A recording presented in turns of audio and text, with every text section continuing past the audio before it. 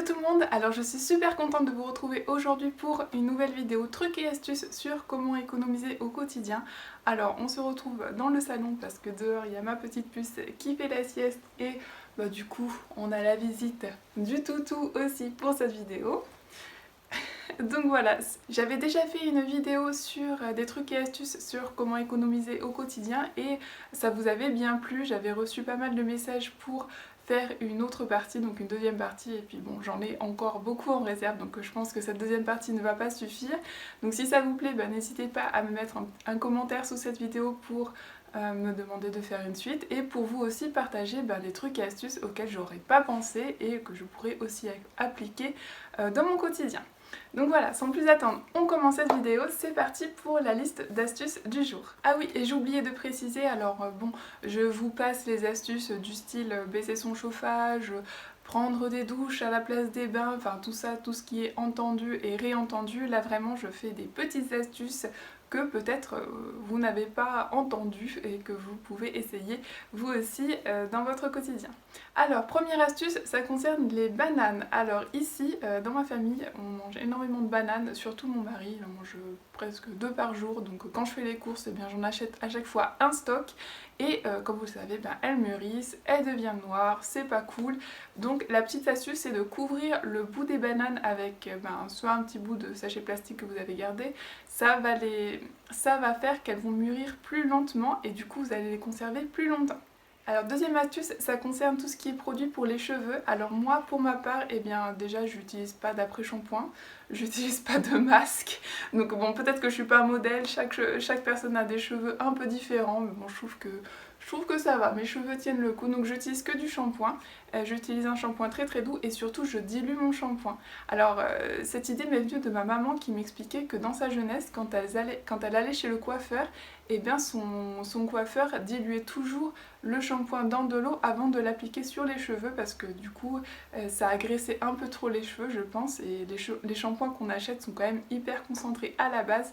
Donc moi ce que je fais, j'ai toujours une bouteille de shampoing vide, je remplis à moitié de mon nouveau shampoing et à moitié d'eau et voilà, donc ça fait 50-50, ça habille moins les cheveux je trouve, du coup j'ai pas besoin d'utiliser d'après-shampoing ni quoi que ce soit, surtout que je me lave les cheveux assez souvent il faut dire. Et on utilise moins de produits, ça agresse moins les cheveux donc c'est tout bénef. Ensuite, troisième astuce, alors c'est pour économiser de l'eau quand on tire la chasse d'eau. Alors oui, je sais, c'est pas très glamour, ici on est vraiment sur une chaîne de la vraie vie, des gens de tous les jours. Donc ce que vous pouvez faire, c'est, je vous montre, vous prenez une bouteille d'eau, alors là c'est une bouteille de 50 centilitres, voilà ça. Vous la remplissez d'eau ou de cailloux ou ce que vous voulez pour que ça soit assez lourd en fait. Et vous allez la placer dans le réservoir d'eau des toilettes, donc de manière à ce que ça gêne pas le mécanisme en fait. Et du coup, quand vous allez tirer la chasse d'eau, ça vous fera ce volume de moins, donc 50 centilitres de moins d'eau que vous dépensez du coup quand vous tirez la chasse d'eau. Donc vous voyez vraiment pas la différence parce que franchement ce volume d'eau c'est pas énorme par rapport à une chasse d'eau, ça marche tout aussi bien. Mais voilà, 50 centilitres x 2, ça fait déjà 1 litre. Donc si vous tirez deux fois la chasse dans la journée, vous allez économiser 1 litre avec cette astuce là. Et puis plus si vous êtes une famille comme nous. Donc vraiment, ça coûte 3 fois rien. Essayez et puis voilà. Vous économisez de l'eau simplement sans faire d'efforts supplémentaires. Donc ensuite, astuce savon. Donc je vous avais montré dans la vidéo précédente déjà que je n'utilisais pas de savon liquide. Moi j'utilise des savons solides, ça dure beaucoup plus longtemps, c'est beaucoup plus économique. Et je trouve que c'est plus agréable sur les mains, ça laisse pas vous savez, de résidus, de trucs soi-disant hydratants sur les mains. Moi j'aime pas trop ça. Et je vous avais montré déjà mon petite astuce pour que ça sèche vite et que ça coule pas partout sur l'évier. Et bien juste de prendre un porte-savon rectangulaire, de mettre des élastiques comme ça en croix, là où vous pouvez faire le truc un petit peu plus joli avec des élastiques accordés en couleur, et vous posez simplement le savon dessus et ça sèche et ça coule pas partout sur l'évier, donc super astuce.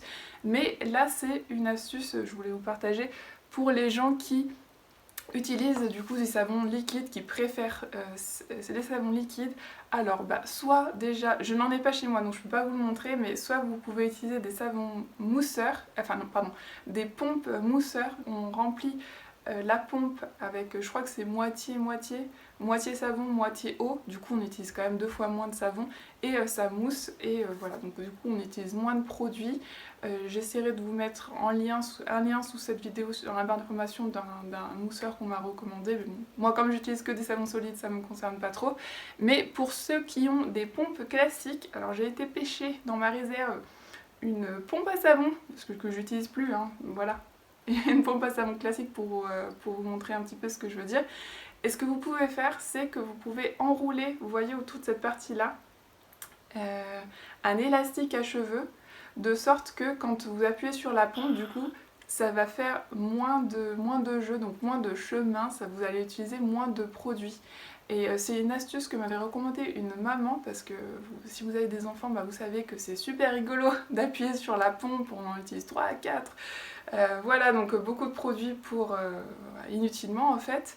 Donc elle m'avait recommandé de faire cette astuce, donc on enroule simplement un élastique à cheveux autour, du coup bah, ça s'enfonce un peu moins, on utilise moins de produits sans s'en rendre compte, ça lave tout aussi bien les mains, et voilà, ça vous fait des économies aussi sans faire d'efforts supplémentaires, juste avec des petites astuces intelligentes. Sixième astuce, pour tout ce qui est machine à laver, et bien déjà on l'a rempli à bloc, on fait pas des machines à laver à moitié remplies, on utilise son programme Eco, et on évite le sèche-linge, parce que le sèche-linge, si vous le faites tourner, ben, un cycle de sèche-linge, j'avais fait mes recherches, ça coûte quand même 60 centimes. Donc voilà, étendez votre linge au maximum, bah, soit dehors, ça sèche le plus facilement, soit à l'intérieur, ça vous fera quand même de sacrées économies. Mais ce que je voulais vous dire, c'est concernant la lessive, eh bien essayez d'utiliser moins de lessive. Moi je trouve que les recommandations, surtout les cuillères qu'ils fournissent avec la lessive, elles sont quand même hyper dosées. Alors j'ai fait des tests, chaque lessive peut être différente, mais moi j'ai testé du coup avec cette lessive, et je crois que j'ai testé 3 lessives différentes. Donc bon, j'habite en Suède, donc les marques sont un peu différentes, mais bon voilà. Donc la marque distributeur, là c'est la marque distributeur que j'utilise. Et bien j'ai testé que 2 cuillères à soupe, et bien ça suffit amplement pour laver mon linge tout aussi bien. Et puis je trouve aussi qu'il est mieux rincé du coup, parce qu'on utilise moins de produits. Donc ce que je fais, bah, c'est que je mets mon produit dans un bocal comme ça, je trouvais plus mes mots. Dans un bocal comme ça, j'ai eu cette cuillère là qui représente à peu près 2 cuillères à soupe. Je la laisse à côté, comme ça toute la famille, bah, surtout mon mari qui s'occupe des lessives à la maison, et bien il a juste à prendre cette dose là, à mettre dans la lessive et dans la machine à laver. Et on utilise moins de produits, ça fait plus d'économies, c'est plus écologique aussi, et ça lave tout aussi bien. Donc voilà, essayez la petite astuce de 2 cuillères à soupe de lessive au lieu d'utiliser la dose complète. Et petite astuce bonus, alors ma soeur me conseillait pour le liquide vaisselle dans une petite coupelle de mettre juste une goutte de produit lave-vaisselle avec de l'eau, et au lieu de passer l'éponge et de mettre une goutte de produit vaisselle directement sur l'éponge, elle plonge l'éponge dans cette petite coupelle d'eau avec du produit, et ça marche tout aussi bien, c'est même mieux elle trouve pour laver sa vaisselle à la main. Et ça fait faire des économies. Donc c'était la petite astuce bonus de cette vidéo. Ensuite, moi, mon péché mignon, ce sont les livres. J'adore lire, je lis beaucoup tout le temps, et surtout, mon péché mignon, c'est j'adore les livres, malheureusement. Mais voilà, je vous conseille vraiment de vous tourner vers vos bibliothèques, vos médiathèques. Il y a tellement de ressources accessibles, c'est vraiment une chance de pouvoir emprunter autant de livres. Il y a même des films, il y a même des jeux parfois, des jeux de société et des jeux vidéo aussi. Je viens d'apprendre ça par mon mari, donc voilà, donc c'est vraiment une super ressource. Donc essayez d'emprunter un maximum de livres à la bibliothèque. Si ce n'est pas possible, eh bien, je vous invite à vous tourner vers des services comme Kindle ou des services même de livres audio. C'est super quand on fait le ménage, quand on s'occupe des enfants, et ben on écoute un petit livre comme ça. Moi je trouve ça vraiment super, ça désencombre la maison, donc ça fait faire moins de ménage, ça fait un gain de temps pas possible. Mais voilà, en priorité la bibliothèque. Si ce n'est pas possible, ben, tournez-vous vers ces produits un peu digitaux. Il y a aussi les boîtes à livres chez vous. Moi j'emprunte souvent quand je me balade en France, des livres de ces boîtes à livres, et puis je redépose les livres que j'ai empruntés. Donc vraiment je trouve que c'est vraiment un super système. Donc je vous encourage, si vous aussi vous adorez les livres, à vous tourner vers ce genre de solution. Ensuite, 9e astuce, donc ça concerne tout ce qui est papier style sopalin. Moi, comme vous le savez, dans ma vidéo précédente, je vous avais déjà dit que je n'utilisais plus tout ce qui est serviette en papier sopalin. J'utilise des versions en tissu, mais pour tous ceux qui souhaitent continuer à utiliser les sopalins pour serviettes de table, eh bien je vous conseille, on m'a recommandé cette astuce, de le couper simplement en deux, parce que c'est vraiment rare qu'on ait besoin de ce grand sopalin quand on mange. En tout cas, bon, peut-être pour les enfants, mais quand on mange nous en tant qu'adultes, on s'en sert peut-être une ou deux fois pour s'essuyer un peu la bouche. Donc la moitié, ça correspond à peu près à cette taille-là, ça suffit amplement pour faire office de serviette de table et du coup votre rouleau vous durera deux fois plus longtemps.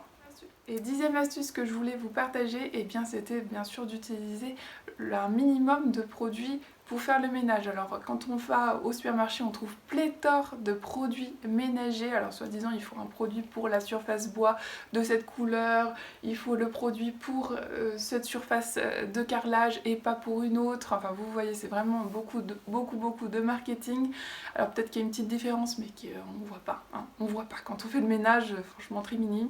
Moi ce que je fais, j'ai un spray, j'utilise du vinaigre blanc, de l'eau, une petite goutte des fois de liquide vaisselle et ça me fait toute la maison, Il y a juste un petit point, c'est pour les plaques vitrocéramiques, je trouve que bon j'ai du mal à faire partir un peu les traces, donc peut-être que je devrais me retourner vers le produit spécial, mais c'est vraiment l'exception, sinon tout le reste, toute la maison, c'est avec ce produit-là dans un spray super pratique. Donc si vous voulez la recette de mon produit ménager qui fait toute la maison, eh bien n'hésitez pas à me mettre en commentaire sous cette vidéo, je vous la partagerai avec grand plaisir, mais vraiment je vous recommande le vinaigre blanc, un petit peu de produit vaisselle, de l'eau, et c'est tout ce dont vous avez besoin pour faire le ménage dans toute votre maison. Et ensuite, astuce bonus qui me tient vraiment à cœur, c'est réparer au lieu de jeter et racheter. Alors, dans notre société, je trouve qu'on est vraiment très rapide, un peu trop à se dire ça marche plus, allez hop, je jette, je rachète.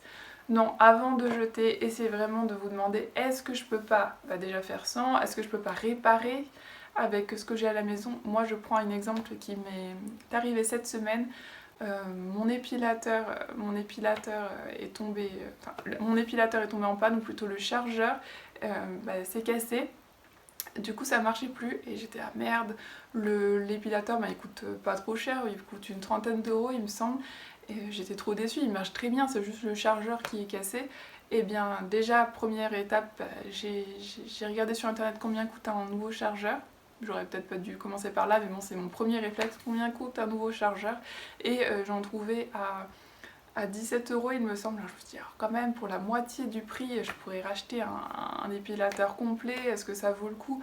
Surtout que on peut trouver des chargeurs moins chers, mais j'avais fait l'erreur pour mon iPhone, j'avais racheté un chargeur qui n'était pas de marque pour pas trop cher, et le truc il s'est cassé en un mois, donc de l'argent jeté par la fenêtre inutilement.